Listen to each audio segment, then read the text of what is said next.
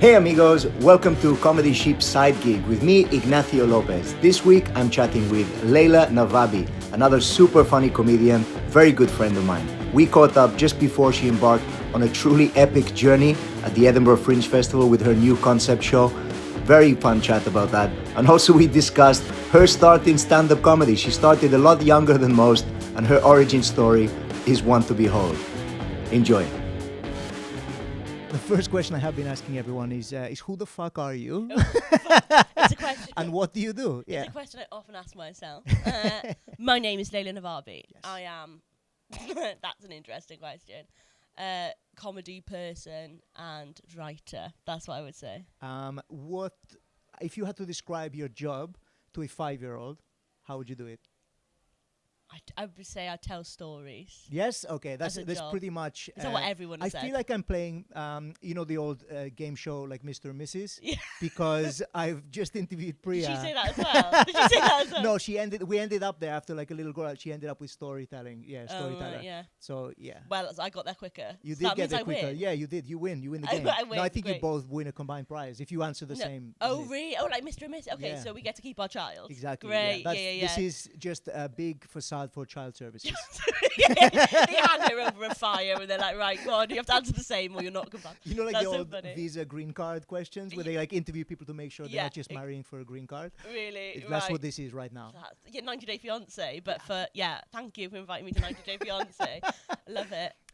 Okay, great. So we know you're a storyteller now in multiple ways. So you're working currently on a show, which it isn't just straightforward stand-up. No. What is this? What are you doing? What is it? What is It's this? a question. What we've landed on, me and the people who are working on the show, is that it's a non-binary show. In that it does not want to be identified. There's definitely stand-up, and it starts off very much in that way, but I think there's something really fun in playing with the audience in what their expectation is of whatever performer you are. And so me, as someone who comes from stand-up, starting out the show in like a stand-up way means people's guards instantly fall down. You can sort of fuck with them in any way you like. So that's what we've done. We're doing something very similar with our shows this time Really? round. Yeah. Only in the respect that we're trying to surprise people with what comes after the stand-up bit. Yes. So that's kind of because I mean. How long Would do you do do stand-up burlesque now? afterwards, do you? Absolutely. Yeah. Tassels, the lot, Tassels, you know? love it. It has to Yeah. end in tassels, I think. Yes. How long have you been doing comedy? Oh, so that's a big question. Doing stand-up comedy. Or just Or just writing and performing, because you were recording stuff first. Yeah. were you? So I was a writer before I was anything else. So I started that when I was 18. When I was 18, and I'm 26, so that's 8 years ago. Oh my God, that's disgusting. Can we check the maths on that, please, Jose? Is it? I'm not a maths person. Yeah, I think so. if I'm 26, I was 18. Yeah, it was 8 years ago. 8 years ago. 8 So years. that's when I started out sort of writing and dipping my toe in. So I think if you do anything for any number of years, you then start trying to play with the form and be like, right, how can I surprise people? How can I surprise myself? I'm bored. Yeah. I'm bored. No, exactly. And I think there's a few conversations to be had about like what stand-up is and what comedy has become in this sort of decaying industry. I say decaying. As I start my new podcast. I know, and yeah, welcome.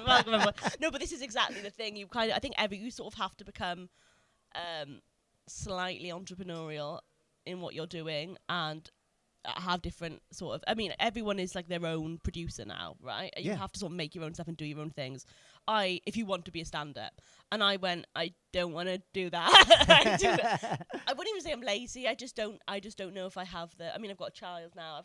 So for me it was going, okay, well, what is actually important to me, and what am I missing? I was starting to feel very lonely when I was making work. Right. So it is a lonely profession. Yeah, you're there by yourself, you know. And I was like, well, what's theatre? And I was like, wait, what makes theatre and what makes comedy, and what are those two separate things? And I came to the conclusion really that the big difference between the two is at least credited collaboration. Yes. Definitely there are stand-up shows that exist that there are a lot of comics out there performing a lot of different people's material who are not getting credit for that stuff. Yeah, no, exactly.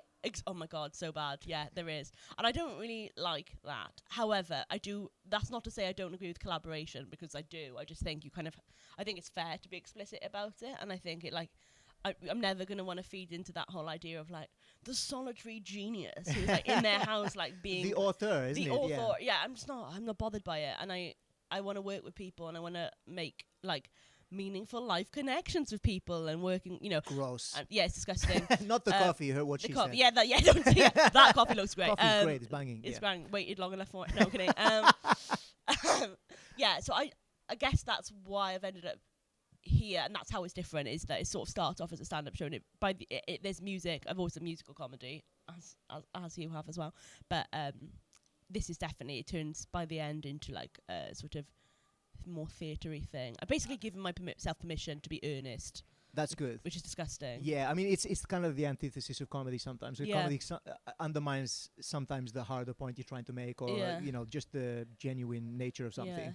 Yeah. So I'm really excited to see it. When is it in Edinburgh? What time? It's etc.? at 3:35 Yeah. every day, apart from the 12th. Perfect. Well, I'm only When are there you for on? 9 days, but in the evening, so I can definitely catch it. Great, and I'll come to yours, and then we can compare Don't notes. bother. No, I absolutely will bother. It's the only time I can be like, right, I'm going. 'Cause obviously, I'm staying quite centrally. Thank Yes. God. Yeah, Priya told me you're staying in like a shipping container or something in the center of town. Yeah, exactly. Yeah. That's exactly what we're doing, which is regrettable. We are doing that, but it does mean I can run to shows and stuff and be Cool. like, can you just have the baby for an hour because I want to go see Ignacio show. So Nice. that's what. And it is air conditioned. That's the biggest selling point of my show. Oh yeah. my God. Oh, what venue Nice is that? aircon venue. It's Apex Hotel on Grassmarket. Oh, love Grassmark and everything in Grassmark. Yeah, the best venues. I The I more love the Pleasance, spacious. but I also agree. Outside is like nice and spacious. Yeah. You've got, you know, it's kind of slightly newer buildings than some of the caves that Yeah. people are in. It's cool. Yeah, that's nice. Oh, lovely. Yeah. Yeah, no, I think I don't know if I've got aircon, but there's a big The fan. Pleasants have it. Yeah. I The think. Pleasance, yeah, they try and make you not die. I mean, they've charged you for it. They've so charged. Well, not this is the thing, Ignacio, not Production. me. They've charged Ah, our production company. that's what it's all about. So that's not my. Although actually, Pleasance are also co-producing this show. I'm part of Right. like one of their schemes. They're doing like a national partnership scheme thing where. Have you done it in London for them yet, or are you going to? No, I'm not. So they tend to just do their comedy shows in London. They're Okay. like straight stand-up comedy because it's just easier tech-wise. So Yeah. I did my London previews in Theatre 503, which is like a theatre. Yeah. I remember them. But the thing is, right, I walk Is into it number 503 Yeah. on the street? That's why it's called. yeah, that. yeah, Okay, I think so. Yeah. I think so. But Well, that's a year that something the happened year of that's importance. what big 503 503, BC, yeah, yeah. BC when theatre and comedy merged for the first time. It was good, but it's so funny. Do you know what? Like, I walk into comedy spaces and they're like, "You've got all this tech. What is this?" And then I walk into theatre spaces and they're like, "You haven't got enough tech. What is this?" And that's the age-old. Well, on my last tour, Pain. I kind of I brought in these lights specifically that I was taking on the tour with me. And Nice. some venues, like you go into a comedy club, they're like, "You brought lights? Like, what are you talking Who about?" are you? What And do I you had think you like lighting cues, doing interesting things with it. Whereas, usually you rock up to a comedy venue, and there's nothing. They don't expect. It's just like a spotlight, and that's it. Yeah, And I was like, no, I'm trying to elevate this slightly and do something a bit different. And it's wild. and then isn't it? like exactly like you said, you go to a theater where and they're like, they're a bit small. They're like, is that yeah? What they're like looking at it like, what is where'd you get this IKEA? Yeah. Like you're yeah. It's not. It's it's the difference, the stark difference in like theatre spaces and comedy. But it's so mad to me because to me, comedy just feels like. Not all comedy, but I kind of think that comedy feels sometimes like the what's the word? Accessible version of theatre, in that anyone can go into like whatever bar and grab a microphone and so. Of course, there are obstacles, for different types of people. I'm the first person to say that. However, like anyone can go and do a gig. Whereas theatre, you can't just go, I'm going to do a theatre now, and that doesn't work. Yeah, unless you're doing sort of like Shakespeare in a garden or something, Yeah, which does happen, then it's like... That's true. But then you have to be doing Shakespeare. And you need a garden. And you need a garden. And who has a garden in the year 2025? Not me. So yeah, that's sort of where I'm at with it. I think it's... I want to fuck with form. Can I swear? Of course. I want to fuck with form. I looked at the camera when I said that. Can I say? I want to fuck with form, guys. Yeah. So That that's sounds quite musical, actually. Fuck with form. I fuck quite with like form. that. Could Yeah, be it's a nice that alliterative. could be a good album title, Yeah. I reckon. So we know who you are, what you do. Where did you grow up? Where do you live now? So I grew up in Cardiff, and now I live in the Vale of Glamorgan, on the outskirts of Cardiff, which is very nice. But between those two things was like a 7-year stint in London for me, Oh, cool. All right. and it was great. Which is like a smokier Cardiff, isn't it? That's smokier, much more expensive Cardiff, I would Yeah. say. It was fine. It was good. I'm really grateful that I went and learnt a lot out there. Would you refer to yourself as a Cardiff girl if Yeah. people ask? Yeah. Yeah, big time. Yeah, right. I don't think I sound like a I didn't actually. Do you know what? I don't know. I wouldn't say you got a full-on Cardiff accent. I haven't. My mum's from the valleys, so Okay.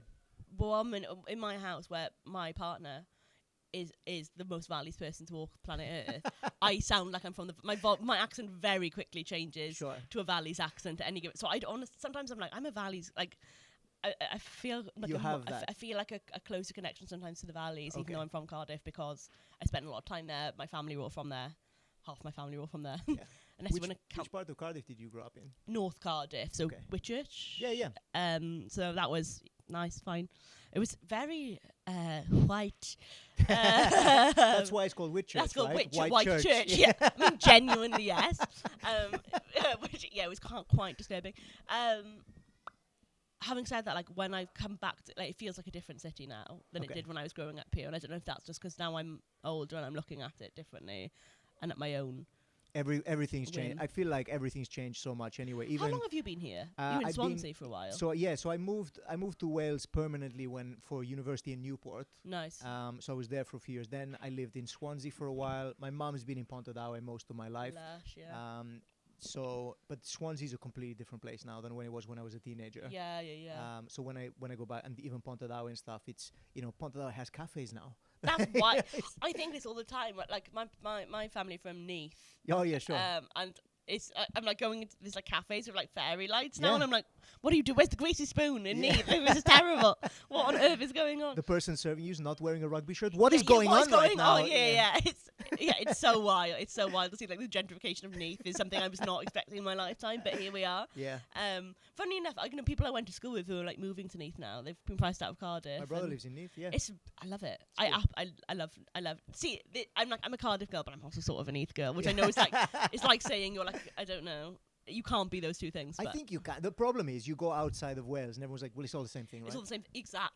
Exactly. Whereas you get the more local you get, the more divides there are. Like, Pontardawe is Pontardawe. Literally part of the same place is Athwen on the hill. Yeah. And like, if you say Yeah. somebody's that's Pontardawe, they're like, that's not Pontardawe, That's that's Athwen. What are you talking I about? know, and yeah, then you go to London, they're like, and you're from you're Walish, and you're like, oh, yeah, I guess. My friend's from Wales. Yeah, Oh, my yeah, fr- which part?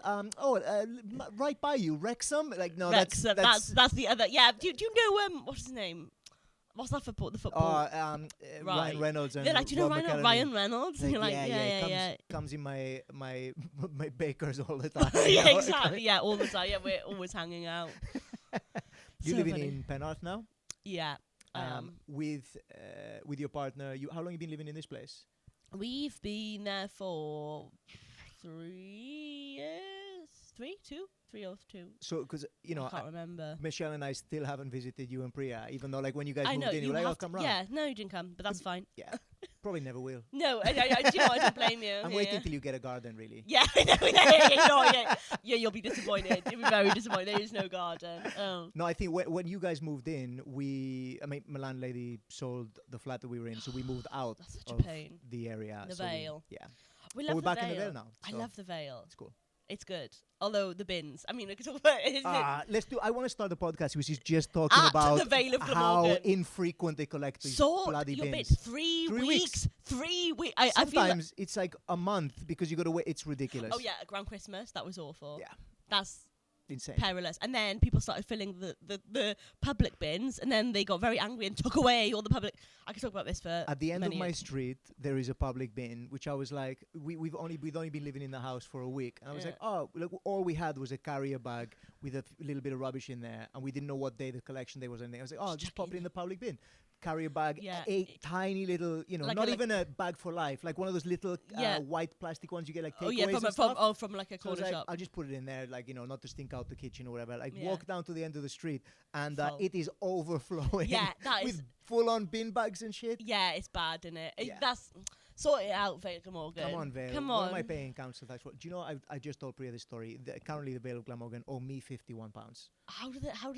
And they were like, we can transfer it to your account. I was like, Keep it on credit. Keep it on credit. Sort the bin out. Clean the bin. Can I have an extra day of bin collection? Yeah, no. I mean, I'm sure this is so riveting. But also, I bet people absolutely. This is my new. That's what my new podcast is going to be about. I'm launching when the Vale Glamorgan podcast. Bin podcast. Bin podcast. Yeah, I would be the first to listen. I'd be listening to it doing the dishes. So angry. I'd love to vent about that all day. With did you start doing stand up in Wales or in London? London. So what? I mean, you've obviously got many shitty gig stories. People Yes. love to hear. Yeah. When I started in Swansea, like there was 2 gigs, and there was I think 2 in Cardiff as well. So you know, the only way I could gig was getting the megabus to London like twice a week. Yeah. So my experience was doing these 5-minute spots on stage to 5 comedians. Yeah. The longest time. Where did you do the calf? Where did you go in London? There used to be one in Kentish Town, run by. Do you know Sarma Wolf? Yeah, I do. Aces and Eights. Is that what that one? No, I did Aces and Eights, but it used to be called TNT. It was Tuesday night in Torriano's. Right. No, it closed down, and then but she kept the name TNT, which I thought was quite cool. That's nice. Yeah. So she's done that in a few different places. Oh, cool. Yeah. No, I don't think I've done that. No, I started the first. Well, this is a long story. The first gig I ever did, ever, was when I was 15. I'd sort of started writing stupid musical comedy songs, and I was like, oh yeah, I'll be a musical comedian. Yeah, I'll do that. So I'm googling musical comedy comedian gig or whatever, and I'm trying to find and like musical comedy awards comes up, and I'm like, oh yeah, you entered the musical comedy awards. I didn't know what I was doing. 15. This is bad. This is so. I'm like actually like cringing out my skin thinking about this. So no, the first thing I did was contact. This is when I was in Cardiff. It was a gig in. What was it? Is it called Goody Who? Is that what it was called? Yeah. And I emailed and was like, hi, I would like to be a comedian, please. Can I have a gig? And they were like, yeah, sure, la, la, la. And then I was like, yeah, and by the way, I'm 15. And they were like, no, you're a child. Only, no, you cannot do that gig. And I was like, oh. So then I'm like, musical comedy, So I find musical comedy awards. And I'm like, yeah, great, I'll do that. So I just enter it. And like I got through to the heat. And then I did the heat. And then I got through the heat. And I got to like the semi-final. I was like 15. And then I didn't know that you're meant to just do your best material every time. So you're trying to write new stuff every time. So I wrote another like some mad. So the first set was like it was actually all right. Yeah. But I'd never gigged before. But I was like, hi, here are the songs I've written. Like it didn't. But I think it was charming because I was 15, so it was fine. The second time it was like, oh, this like the songs. I wrote a song about.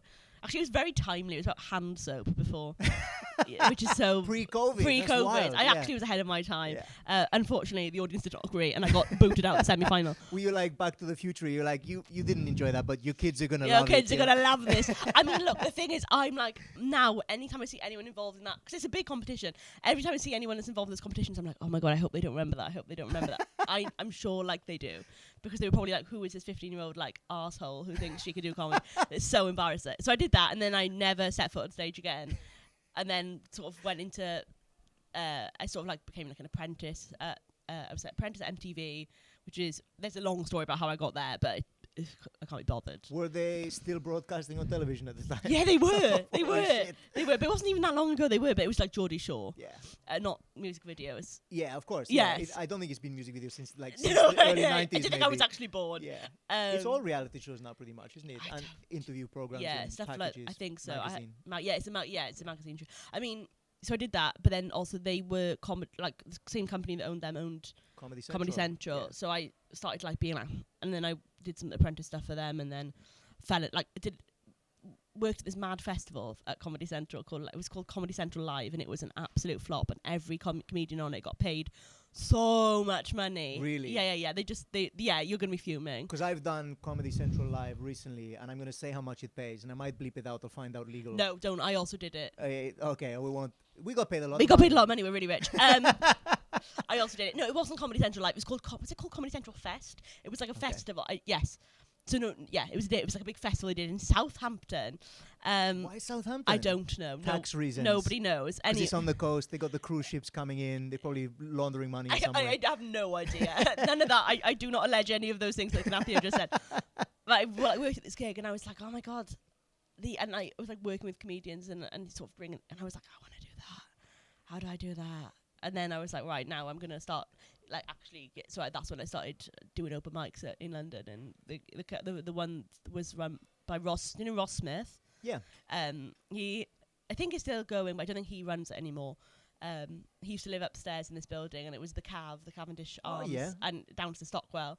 And I used to just go and I like won the little tiny trophy they do when there's like, so I won that a couple. Do you still have it on your mantelpiece? No, do you know what? It got lost in my last house move, which I'm absolutely furious about. But I was like, I really fell in love with comedy in that building. And do you know what? Ross is such a talented person. Yeah, he's amazing. He is so brilliant in those. I'm like, to be able to kill it every time in that room. Yeah. Shit out MC. Every time I see him on the mad. He's everyone's in safe hands. Unreal MC. Yeah. Unreal. He's very talented. So he was in what's the TV show? Have you seen Slow Horses? No. On Apple TV? No, Slow Horses. So yeah, because it's like, you know, Gary Oldman and all these amazing characters. And I'm watching it, and he's like, I don't know if it's the first series or the second one. Like Michelle and I sat there watching on the sofa, and one of the characters, Asian character who's on stage doing jokes Don't about. tell me he's playing that role. No. Yeah, he bronze up actually. We all yeah, know what Ross is like. We just said how talented he is. Well, he can do anything. He can do actually. anything. Yeah. No, there's an Asian character on stage doing jokes about like. Is it the other way around? No, Ross is on stage doing like really inappropriate like jokes about terrorism and stuff. Sounds like Ross. No, it doesn't. Yeah, Ross all over. But it's the character. But it's written by like an Asian guy who's too scared to get on stage himself. I think that's the premise. Oh, so cool. Ross is delivering his material. It sounds great though of a show. It's an incredible show. That's not even what the show is about. The guy who Ross is either writing for or getting material from, I forget which way around it is. He gets kidnapped. And it's by, I don't want to spoil the show if anyone hasn't seen it. Just like, yeah, it's a long, but I was like, I know that guy. I was like, there's no way that's Ross Smith. I'm like Googling IMDb, going down, like, holy shit, it's Ross Smith in Slow Horses. He's brilliant. He's so talented. He should be massive, and he will. I still think, any day now. Comedy is predominantly, a lot of people say, like, and I know luck and talent are two, like, vastly different things. My God, you need both of them, I think, but more than anything, it's just perseverance. Oh my God. Yeah, because people drop off. Yeah. Like people get bored. Way more talented people than me stopped doing comedy before I got live with the Apollo. That is absolutely not what I'm saying. No, but I'm also I agree though. It's true. You just have to there are so many talented people who are just like, I can't do this anymore, and you're like, and no one is like, no, don't go, because you're like, you are objectively going to have a better life. Enjoy, run free, like from this prison that we're all in. It is a prison. That's a very good way of doing it. It's a prison, but also Is that why you're in stripes a lot? I'm in stripes. I think that's why. Yeah, just sort of, this is my uniform. This is mandated by the comedy government. What is one of the worst gigs you've ever done that you can think of in this living is memory? so easy. What's the ones that still give you sweat? This is when you so think about easy. Yeah, go on. This was a gig I did for Pride Cymru. So instantly you think, that'll be a great gig for you, sure. Leila. Ideal. The gays. Was it the white Pride Cymru? Was that what it was? No. Oh, do you know what? Wrong gig. White Pride. Yeah, no, that wouldn't be my book. I actually would love to get booked for something like that. White Pride. Like, I'd love if they would just, do you know what? Like, have some balls. I've been Reform. Whoever they are, book me. I will come and I will do We'll book you a lineup. We'll do a whole. Honestly, let me hang out with these people, because I actually think I'll bring them round. Or the other thing will happen, and I will become the face of reform. That's the next thing that's going to happen. They need, brown. I watch now. Yeah, I'll be there. I won't, unless maybe Price. I mean, I won't. I was going to say, my worst gig, Pride Cymru. Good, yes, objectively a good gig in Pride Cymru on the S4T tent, right? So S4T is sponsoring the tent, and so it's a Welsh language gig. And I was being paid somehow, I think, via the Eisteddfod. Oh, wow. I'm not sure who was paid. I was being instructed by a bunch of Welsh language people. Yeah. The gig was going to be Welsh language on the S4C stage. I'm like, okay. So I get up and I'm doing just my material in Welsh. And da-da-da-da-da. So I go, Leila Navabi, how are you? That's my name, la la la. And everyone's like, woo. And then I start doing material and it is silent, absolutely silent. I was like, da-da-da-da. And I'm like I went for about 12 minutes to nothing, and then in the end I went, so I'm speaking Welsh, and in the end I went, sorry, okay, I'm just going to ask something, it might sound big-headed, does anyone here speak Welsh? And they all went, no. Fuck off. 12 minutes in. I don't know why I was like, it must be me. I am clearly so bad that these people are just like silent, stunned into silence. Oh my God. none of them spoke Welsh. And I was like, 12 minutes. why are you watching the S4C stage then? And they were like, to support the language. And I was like, learn That you the don't language. speak. Yeah, that's Like, how go you for can Yeah, support you it. support it. Go learn it, then come. I mean, it was. That's not so. Don't rock up to a Welsh-speaking And then- comic and like let them die on let them stage. die. You are killing Or the just sit there language. and laugh. Like, I'm Yeah. pausing. I was pausing for laughs. and then someone from behind the stage just came out and was like, Leila, just do it in English. Just do it in English. And I was like, and then I went, no. I said, I'm going to go continue. I've been contracted to do this. I'm going to do it well. So I just did the rest of the gig. I think it was a 13-minute set. Did another whatever it was, 17 minutes Holy in Welsh. shit. By then, I was like sort of just really being like, and trying to be Get like, okay, something out get of something, them. and that was fun. And then I went off, Laughing at the expressions. and then Priya came on after me. She's on the same bill. She's on the same bill, and she was like, "Yeah, I'm just going to do this in English," and had an absolute blinder of a gig. And I was like, "Great, well, that was she good." could have gone up and done exactly the same material She here, but in should've- English. she could have literally done my Here it set. is. Right, guess what? Yeah. So that was bleak. That was pretty bad. That was, I Ouch. think, and I'm like, why did I continue to do it in Welsh? That's brutal. Why? I mean, power to you for going through the whole but thing. I'm just stubborn. Why did you just do it in English, you idiot? I've done so similar thing. I've been on the other side of that. I was in an audience once for an S4C recording. Yes, Pedorek. Yeah, Do you know about this? No. Oh, no, I It was don't. a comedy, a stand-up comedy show for television years and years ago, and it was Welsh language. My friend was producing it, and he was like, "Oh, come down, man. We can fill the seats, you know." Yeah, So I nice. went down. I was like, "Cool." And I know all the acts, but I don't. At the Speak time, Wel- I didn't yeah. speak a word of Welsh. Yeah. Right? I've You learned speak it since loads the of Eiffel Welsh. died. Yeah, I watched No, you on the yeah, Eiffel died. Your I Welsh tried. is mad They- good. I mean, they do keep pressuring you off camera, like spoiler. They do keep like saying like, "No, can you say that in Welsh, please?" So you got to like really rack your brain. Really? But it helps. Like that's what learning's all yeah, about, mad, right? yeah. But I barely spoke any Welsh. I'm in the audience for this Espedorek show. Can I clarify that is not my child Yeah, crying off camera? When we were interviewing Priya, I was like, "Oh, Leila must have come upstairs and she's in the No, corner because Priya was just saying how loud your kid is." Yeah, and I she's was like, really "All loud. right." That's not our kid. And, That's it was, a and different then I kid. opened the curtain and there's a million prams That there. is so fun. Yeah, but what I'm worried about is that people are going to watch this and be like, is that her child that she just left on the floor? Do you think it's getting crying? picked up on this, Josie, the baby crying?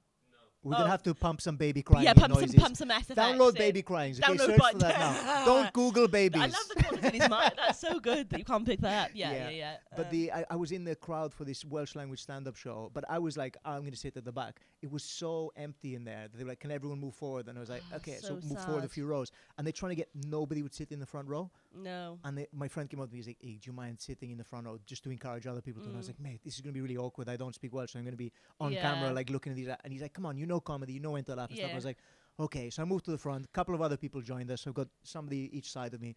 We are Yeah. now the front row. Oh my gosh. 4 comics in, I am nailing this role. Like You're I like- am like Yeah. totally on it because I know the patterns of comedy. Also, I know assume you've seen these people in English also. most of them. Yeah, so I right. know, You know and their they shtick. just translating You know their their jokes as shtick. well. Yeah, Yeah. exactly. So I'm picking up on the words. I'm like, I know which bit of material this is. I'm laughing at the right points. I'm really like seeming like I'm engaged. I'm like, looking Oh, around. no, This is yeah. great. And then a comedian gets on who I'd never seen before, but I'm laughing in all the right places. And they told me, my friend Dan promised me that they weren't going to speak to the audience. And this guy comes on, he goes, and he does this whole bit. Oh, and all I no. heard was like, he was talking about Barcelona and like Spain and a few other places. So those are the only words I understood, right? But I was like laughing along. And then he was like, and he asked me like a question in Welsh. And I like froze because I didn't understand what he said. I looked at, and the guy next to him was like, just say this or like give me an answer. So I said it and he was like, and then he carried on like talking to me like a conversation. I was like looking panicked situation, like sweating. No. And I just like went like that and he was like, what's it? And I said, I don't speak Welsh. And he was like, where are you from? And I said, Spain. And the whole room erupted because of whatever he'd been saying previously. Yeah, probably said, I hate He's like, Spanish "Fucking people. Spanish Yeah. people. They don't learn any languages. They come to our country, you know. Yeah. And then I don't speak. Where are you from? Spain. It didn't Oh make the my edit, God. but that was a Yeah. heartbreaking Thank experience God. for I mean, me. that is,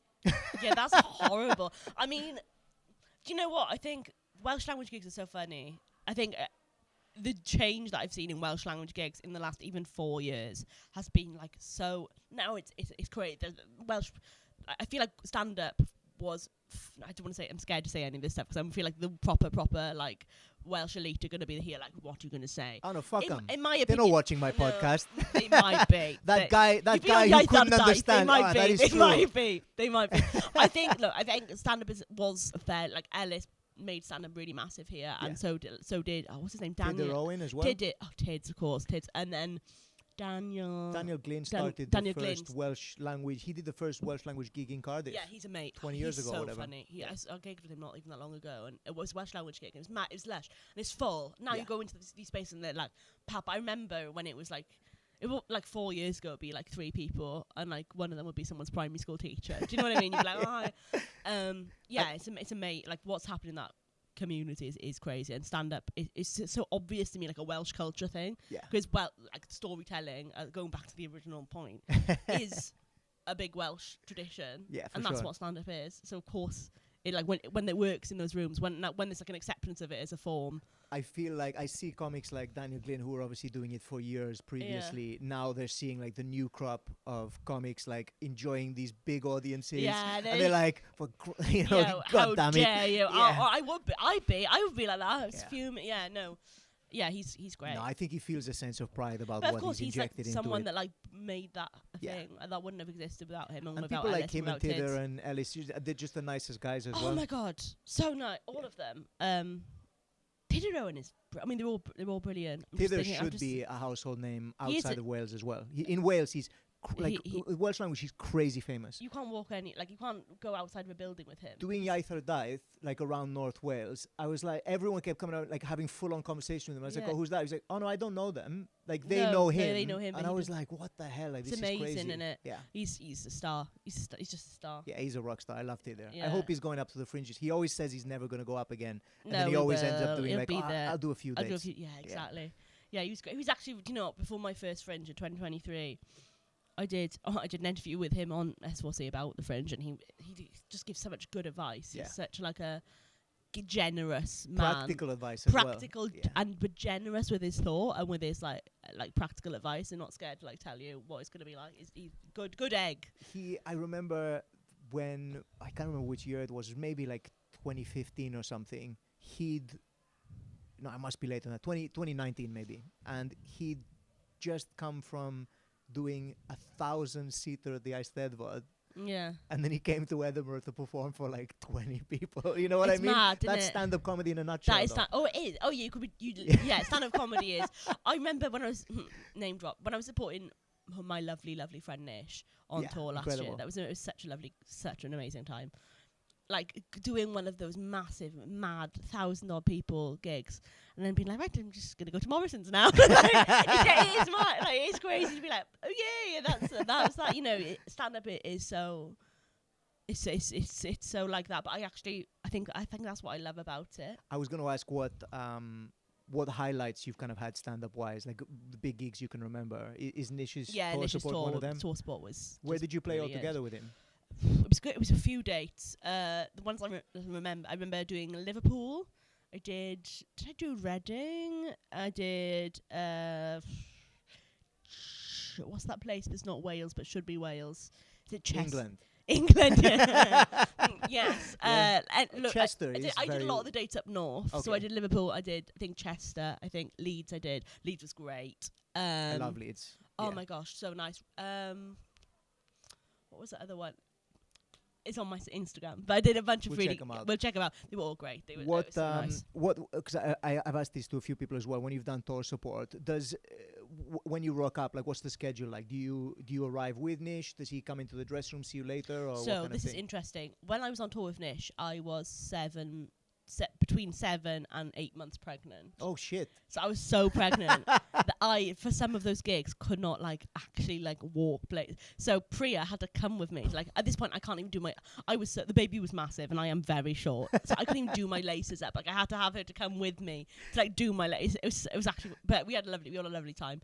So I don't know if I can label that as a traditional thing. 'Cause I've done tour support for other people. I did tour support for Laura Smith and for Jess Fosterkew as well, who are just lovely, but those were more local southwest dates, and that very much is I just rock up the venue and be like, hiya, which is so lush to like, Yeah. especially when they're in the middle of a tour, to see people and for them to, you can sort of feel them being like, hello, Yeah. a new face. It's nice for the It's nice for for the act. isn't it? It's a lonely road, you know. You're It out is. there by yourself all the time. Yeah, but we hung out a lot, me and Ish and Priya as well, and it was just like so nice. He's just such a nice guy, and Good egg. it's just nice. You know, like people are just like, I honestly believe this. I honestly believe that there are a generation of like very awful, scary people in comedy. There are. Yeah. But I think just the people I've worked with and I've met have all been just like good eggs. You've had a good one. I've had a good the people that have like, you know, that I feel really lucky that people like Nish and people like Jess and people like Laura are all so forthcoming and excited about like upcoming talent, whatever that. You know, it feels like it just feels exciting. It feels nice, and it feels supportive in a way that I think a lot of people missed out on actually. Yeah. Is there a gig that when you were living in Wales before you went to London and started doing stand-up and stuff, was there a show you saw that kind of inspired you? Like, what's the kind of best experience you've had live? I'd never seen a stand-up gig. Not before live, you started doing it? No. Wow. I went to, once I did that live, I used to go and just watch at the Cav. I was skint, absolutely skint, Ignacio. So I just used to go and watch open mic comedy for fun, like an absolute lunatic. Yeah. People would be like, oh, I need to bring it, and I'd be like, I'm already there. Like, just say I'm gonna bring it. Like, I just used to sit and watch. But actually, watching a lot of open mic comedy, you see a lot of like. There are a lot of people I remember watching in that space in the Cavendish Arms and being like, oh my god, you remember like Sakisa. I remember Great. she was massive in the Cavendish Arms, and now she's like huge, and it's just amazing to see that sort of you kind pipeline. of see acts early on where you think you could picture them on like bigger stages straight away. Like I remember doing these 5-minute spots in these shitty little clubs and being like, oh, that person's gonna be a star, you know? Yeah, like you can just see it. Yeah, it's mad. It's mad. You just know, don't you? Yeah. And I think if they want to be, that's the other thing. There are people who I've seen who have been like, you're amazing, and they're like, you know, I've just finished my, medicine degree, and now I'm going to go be a doctor. Yeah, Goodbye. And you're like, get the fuck out and of I'm my like, life, bye. you functional piece of shit. Like, what are you? What do you mean you don't need attention? Yeah, I hope your parents are really happy with your decisions. Yeah, I mean, but it's that sort of thing is really lovely, and like that's what you have to always keep coming back to. I think sometimes it's easy to get like disillusioned, and I think it's when like corporate media types start getting involved in your life, it's very easy to be like, oh, yeah. Just like I've tried to. I mean, I rejected move. So many people told me to move to London. I never did because I was like, no. If I want to make it work in Wales, I want to be. It's amazing you know, you did that. I persevered, and you know, it.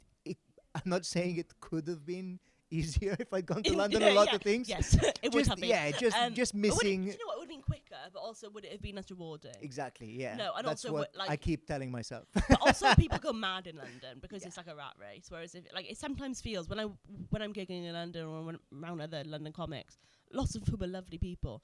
It feels like I'm in banking or something. I feel like I'm in the city and everyone's like, but what there is like it's not even that I don't want to degrade Wales to be like it's a slower pace of life. That's not how I feel. It definitely is. It is not. Well, it is a slower pace. But I guess it's about. But I just think it's a little bit more about the art, perhaps. The word art is an arsehole word. The problem is I do get obsessive about stuff, and I know that if I had moved to London, I'd probably be dead now. Like I would have worked myself to a grave. I absolutely felt the same. The thing is, in Wales, I've had to make my own gigs to be able to gig more, like Comedy Sheep and lots of other stuff in lots of different venues. My immediate reaction when I walk into any bar, restaurant, anything is, could this be a gig? You know, if I'm on holiday with my girlfriend, Michelle's like, what are you doing? You're thinking about if this could be a gig. And I'm like, this would be a good room for a show. Like, I can't help it. And if I was in London, I would be gigging 7 times a night if I could. Yeah, no, you know? Exactly. But also the pay in London, once you've done telly enough, it's a little bit better. Yeah, but... No, it's awful. still crap. It's not the best. I've always said this. I have to do you have to do 3 gigs a night in London to get paid the same you would minimum anywhere else in the country. Anywhere in the UK, literally anywhere. And you have to, and yet living there is so much more expensive. Yeah, it doesn't make any sense. It just doesn't make sense. Like these glossy gigs that everyone's like, one day I'd love to do that gig. I'm like, really? You're going to be shocked when you find out how much they're going to offer you. My dream is to do X stage, and you're like, oh, babe, like. The heartbreaking that's not what you thing. think Have you ever spoken to an audience member at one of these things who are kind of like, oh my god, like, do comedy is a big deal. You play in this big gig and stuff like that. And they've asked, in the past, like, oh, how much are you getting paid for tonight? And then I'd be like, can I ask you a counter question? How much did you pay for a ticket? Oh my god, don't even. Oh heartbreaking. My god. Yeah, it is. You're like, That's so Yeah. nice. It's Yeah. like, wow, 3 people's tickets Yeah. covered my entire fee. And when you're doing longer sets as well, Yeah. you're like, wow. Yeah, I mean, I just don't understand what the model is up there. Up there, I'm like, up in London. But I really don't. I don't understand what the model is. I love I do love gigging up in London, but I love it as a treat. It's like a fun treat to go and be like, I'm going to go do this. And also you have to pack in a million things to make it worthwhile. Yeah. Or I'm like, I'm going to I've got a bunch of meetings. I think Yeah, the good I have thing meetings. You about both Cardiff now is that it's such a quick commute to London. You can Easy. be there in an hour and 50 That's minutes true. on the train. Expensive though. It is expensive. So it's like, crazy well, pricey. you have to be like making money in other cover the places. cost of Yeah, that, yeah. yeah. But you're not going to make that in London gig. You might at a push if you're doing enough, and if you're. I tend to mix it with other stuff I'm doing in London at the time. And I try and tie it up with it. If there's a big band or something playing in London, I'll get a bunch of T-shirts printed and sell them outside the venue after a gig. I make more money doing that than I do Are you anything being else. serious? No. Because But that is a great business I model. would not put that past you. I actually wouldn't. Nine Inch Nails. I only shift my own merchandise. I'm only out there trying to buy. There's not even into Nine Inch Nails. He just has all these T-shirts just from the gigs this he's is done before. on my shop, ladies and Exactly. gentlemen, on the unofficial The unofficial 9 Inch Nails store. I mean, yeah, it's crazy. Yeah, it's a wild time. Have you? I mean, we've talked about this previously as well. What are some of the worst introductions you've had in stand-up comedy? Bearing in mind that one of them was me introducing you for a it TV wasn't show. even that bad. Yeah, that was for BBC, wasn't it? Stand-up sesh, yeah. Oh my gosh, yeah, that was. I couldn't even remember what. It was the first time I'd met you. It's the first time I think I'd gigged in Wales. No way. Mm. And I fucked up. Well, it's not that I fucked up. No, I you forgot didn't your surname. You forgot my surname. It's 'cause I have a friend called Leila Navarro. Yeah, which is Spanish. And I was so about to say, and I was like, I'm not bringing her name's onto not stage. Leila. She's not a comedian, you know. So I just had this brain. So I said, Leila. And I was like, and you were it's Navabi. Navabi. And I was like, okay, Leila Navabi. I was like, I'm so sorry. You're like, don't even fucking worry about it. And it was cool. So. No, it was fine.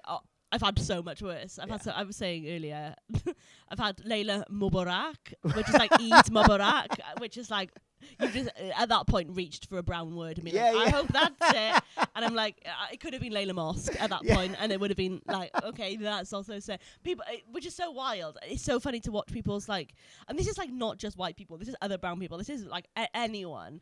I think we're all conditioned because I think even I've had to be like, what are you doing? You don't have to say just learn the name or just read the name. And just trust yourself that you know the name, because I think it's panic. I think people go, oh my god, it's a brown name, it's a brown name, I'm scared of it, I'm really scared, and it makes people trip up when they don't need to. I'm like, just chill. I did a gig once where there was a comic on the bill who their surname was Gazpacho. Oh yeah. Which is a Spanish it's cold Spanish soup, right? Yeah, so I was like, and they weren't Spanish either, but I think maybe they had like Spanish family, whatever, but they weren't Spanish. So I was like, that's your name? Yeah. And I said, do you say Gazpacho? And they're like, no, Gazpacho. I was like, okay, Gazpacho. I was like, all right. So I went to bring him up, and I was like, said their first name and the surname. I was like, Gazpacho. And I looked so unconvinced, and the others were like, yeah, please welcome to stage, really?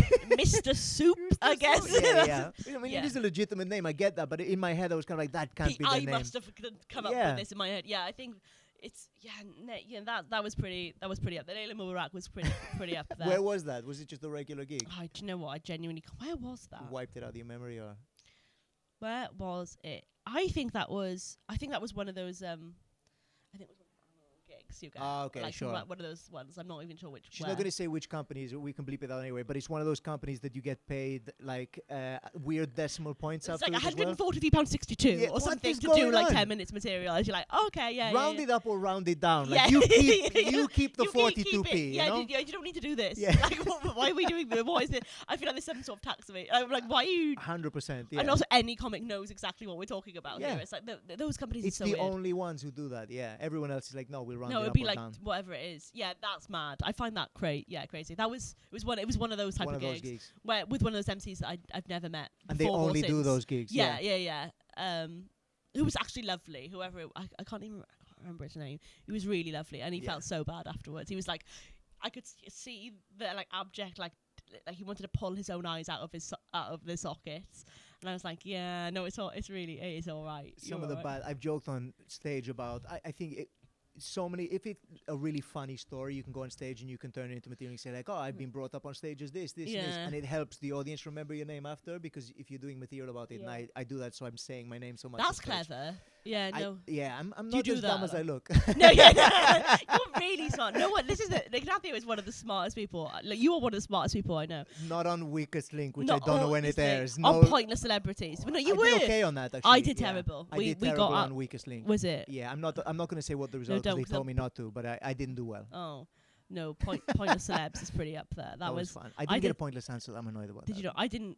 We went out in the first round. You were first. Me and Priya went out. Heartbreaking. It was the brown power couple. The brown power couple from Wales got booted. I mean, we were absolutely devastated. And also, there was like 2 loose women on. And as we walked off, they were like, "I'm so sorry about that." And I was like, "Oh, thank you, Sherry. Bye." Probably won't be able to wear this next bit, but I had Patsy Kensit like apologizing about voting for me in Weakest Link. Really? I went out first. We're definitely not putting that in the podcast. I was the first person out on the Weakest Link. I was the first person to get a wrong answer. Like I really just brain farted and just got it wrong. Scary. Also, was it Ramesh? Yeah, and he was great. Lush. So, but I bet in your head you're seeing Anne Robertson be like, "You're a piece of shit. Fuck yourself." Yeah, he was too nice for the show. Yeah. But that is how they're doing it now. But the question I went out on as well was, how many wives does Henry VIII have? And in my head I was just like 8, and I went 8, and then as soon as I said it, I was like, "It's 6, you dickhead." That musical. There's a musical, and that's what I said after. I was like, I knew the answer was 6, but because it was like, in the brief as well, they're like, listen to the answer till the end, because often there's the question. There's usually a clue in the question. He was like Henry VIII. So I was like 8. No, yeah, I you bet dumbass. that's what that is as well, though. Yeah.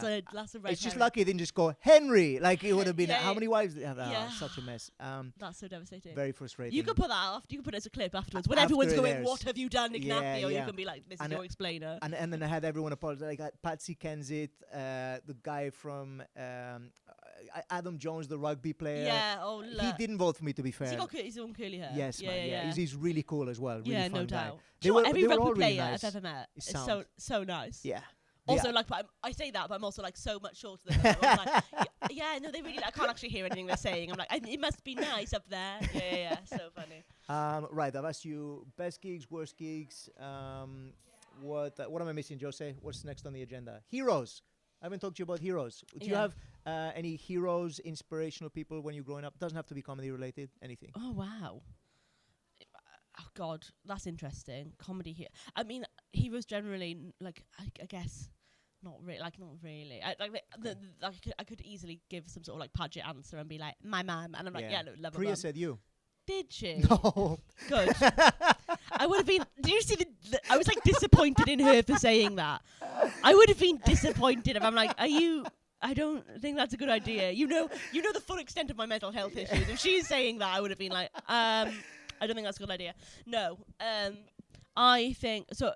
Let's do comedy because it's just where my brain is in the minute. Yeah, sure. I think growing up and seeing Omid Jalili and Shafi Khorsandi, two Iranian comedians on Apollo, on Michael McIntyre's Roadshow, all of it was like, wow, like that's amazing. And I remember watching my dad really laugh at Omid Jalili and being like, that's amazing. And also, this is such a cliche answer because I've been on tour with him, Nish. Yeah. Nish was like the only comedian my dad would consistently watch and laugh at. He's a very stoic man. Okay. Like he's very, but he'd be like, I like that Nish Kumar, and I'd be like, yeah, no. So I used to watch. I'm 20. I'm only 26. You're a baby. I'm quite young. So I don't. Do you know what I mean? People are like, who did you grow up watching? And I was like, Nish, and they're like, what do you mean grow up watching? He's just started. Yeah, he's actually a newcomer. He's just debuted.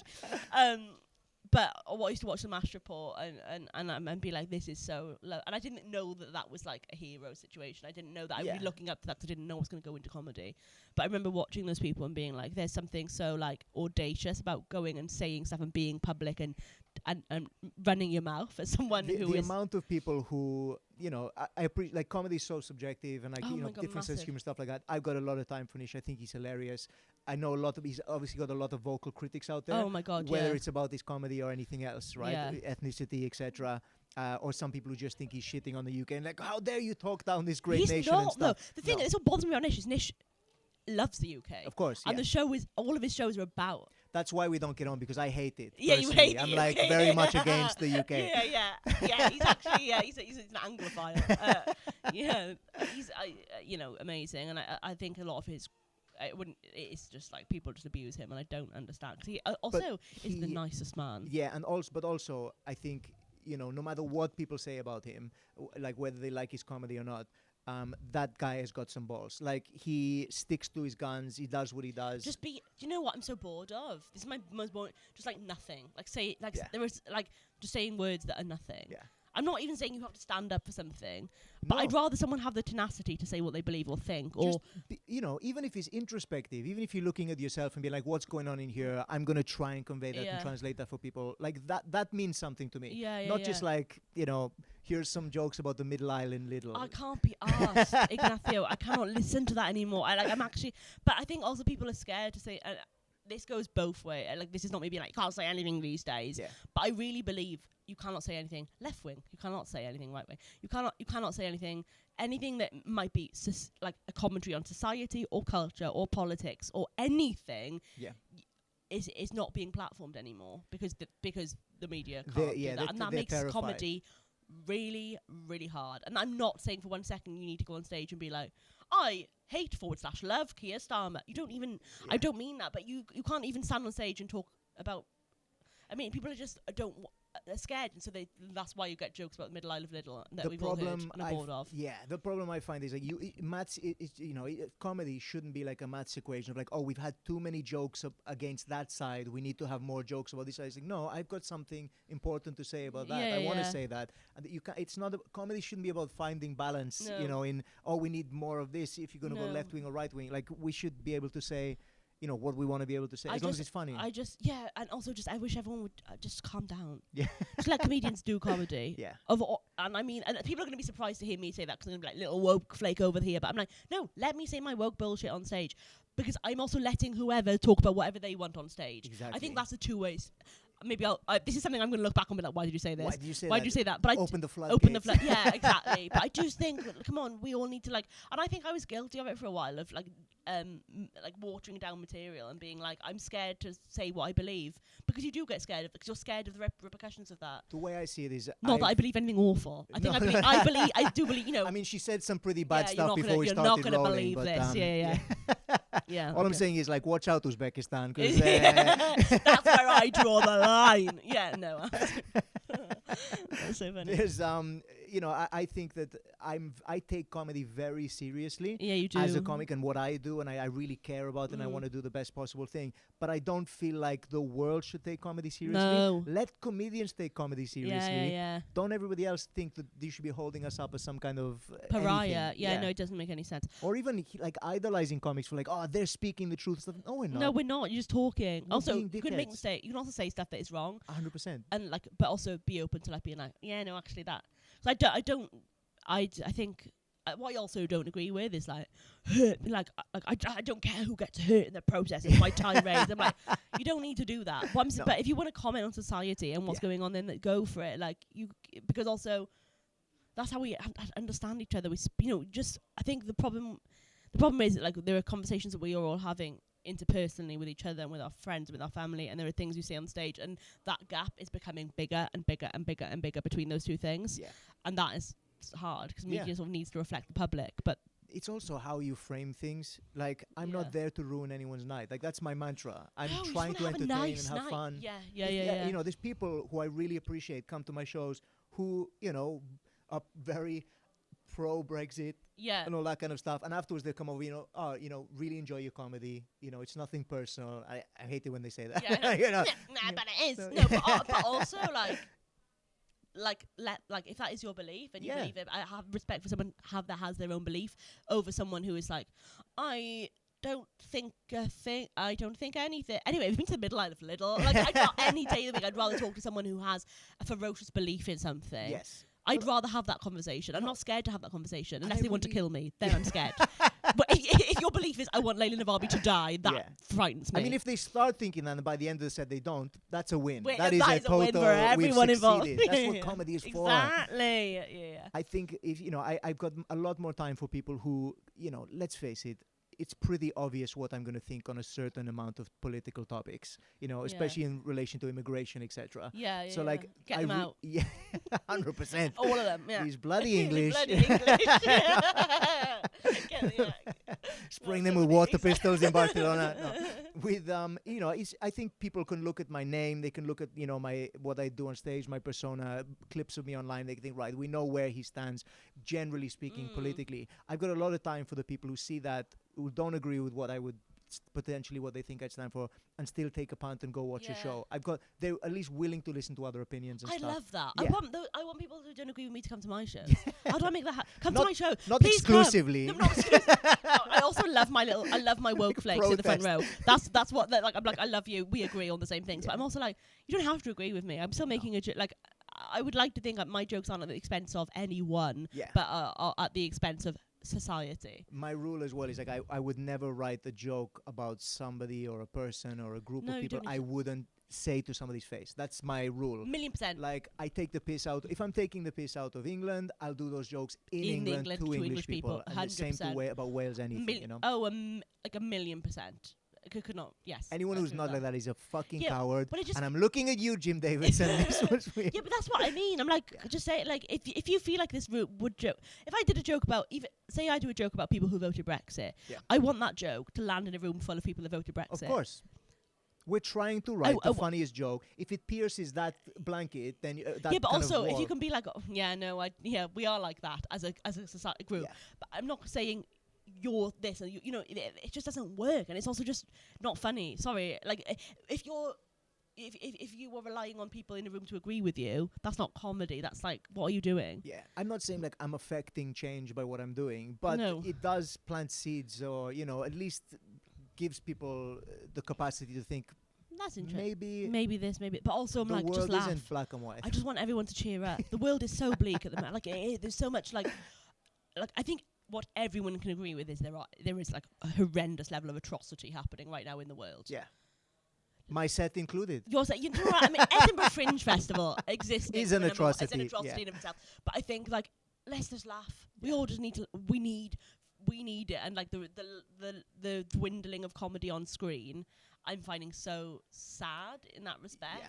Like, some people are celebrating it as if like the power's back in the people, they can set up podcasts. Yeah, or whatever. this is great. But like, I grew up watching television. I love stand-up on television. Though. I mean, I'm sure this is lovely. But do you know what I mean? You kind of want to be able to go and watch The Apprentice, and then also go and watch. I want to see that stuff, and I don't know. I'm sure. I wonder if maybe I feel that way because this is the industry I'm in. But I do. I yearn for that. I yearn for. This is something I never thought I'd say. I yearn for panel shows. Yeah, definitely. I'm missing that. I'm missing the commentary. There's no stand-up on television. There's the panel shows are all vanishing right out from. I mean, in the US, like late night television shows are going. That was awful. I can't believe that. I know we're talking about Colbert. Yeah. That was horrendous. Did you see the other late night host went to his show? That was so much fun. That was so good. So that was like, that is the spirit of this industry, in my opinion. It's like you have to just keep going on word of mouth and live shows that they can't. I was going to say they can't take that away from us, and that frightens me, because I'm like, maybe they can. I think, if they price everybody out, if they make everything too expensive, which is the way things are going with inflation, etc., like the economic downturn is ahead of us. Bad, and comedy always used to do well in recessions. Yeah, but I think it's getting to the point now where people have other things to occupy themselves. Well, yeah, exactly. Like podcasts. And streaming, but you've got a Patreon. Subscribe to Ignacio's Patreon. Subscribe. Go watch Leila's show live while you can. While I'm not locked in a cage. Yeah. Oh my God, please God, come see my show. I mean, yeah, I really feel that in a big way. Where are we at, Jose? 57 minutes. Is there anything that I've missed out that we usually ask? I forgot. It's been a great chat. Thank you. No, this is so nice. Like, we never get to. I feel like the only time we've had like a long one. I feel like we were on a train once back from London. That was fun. That was good. Oh yeah, of course. That's it. Then we're wrapped. So, is there anything you've accomplished in your life that you're proud of, that you'd like to be remembered for? That that just makes you feel happy every time you think I've done this. Creatively, or like just love my child, really blah boring. Boring. I mean, yeah, all of those things. Really happy with that. Really love my community, love my family. Like I'm really proud of that. Like I feel very happy with the people I've got in my life. Collected good people in my pockets, and now they live there forever.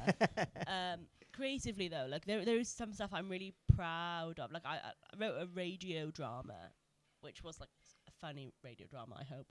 a few years ago that I'm just really proud of, and it was about it's about sexual assault. But I'm really proud of that one. And there's something about when you write something for the BBC, whatever your opinions are on the BBC, and God knows I have opinions on the BBC. There's something I've worked for the BBC before. I've worked in that building. There is something so special about there is physical archive of everything that's ever been on the BBC. It's wild. And so knowing you contribute, and you must feel the same way, contributed to anything in that, it sort of does, like, we're getting to like mortality territory and stuff. I'm like, that's always going to be there, and that feels kind of nice in like a I'm going to live forever kind of way. There's something about that feels really nice, and I'm proud of that work. I think with the BBC, like a lot of people, obviously I've got criticisms of aspects of how it's run, but it's the same as like a country. The BBC is made up of so much stuff and people, and it's not like one. It's not one man running a BBC. Yeah. Like that's not how it works. It's it's Mr. BBC. Mr. I would BBC, like to. Exactly. I really love the BBC as a concept, and I love the concept of the BBC. I just think it's a really, and having contributed to anything within that realm is really special. And long may it live and get better and prosper. And I think, but also serve people the stuff they want to be served. Like let people watch stuff they want to watch. You know? People, I think the BBC as well, people don't understand just how well it's adapted since its inception to now. Like BBC iPlayer was revolutionary, even the technology. At the time, yeah. Oh, streaming. They were so ahead of the game. Yeah. So ahead of the game. And also their app works. Like the number of broadcaster digital